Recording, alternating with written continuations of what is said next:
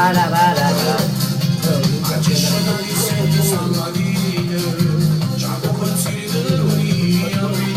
Prossimo!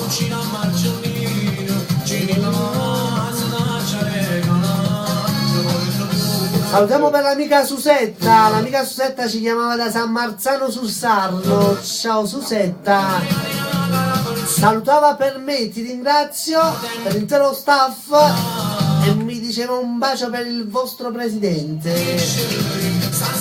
Da parte di tutti quanti lo sbaglio.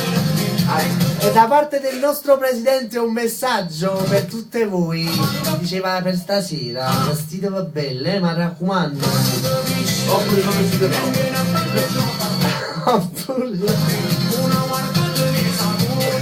Oppure non va vestito provetto presidente, che è meglio. Che codani con vestite belle piccine. E diammi, facciamo una cosa, facciamo un sondaggio. Per la prima persona che chiama in radio la faccio uscire con il presidente stasera, vai! Pronto? Qui è? È andata a piusa. Oh, Gianna! Non fai nessun soldato. Si chiama per il mago per le uomini. Ti manco a farmi la vita,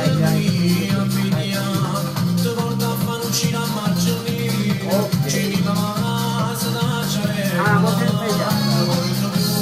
Sta facendo testa chiamata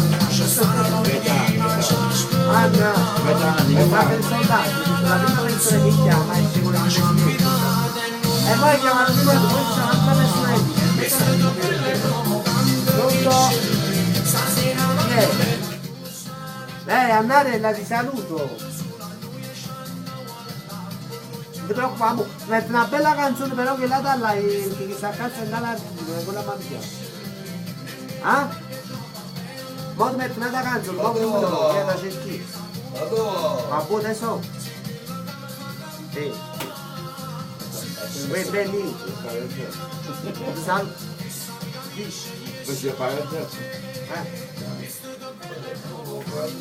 Morire non sei la fine. Ok. Ok. Ciao papà, ok. Ciao adesso. Anna. Adesso scusami, Ah, ho capito, è bravo. Ok.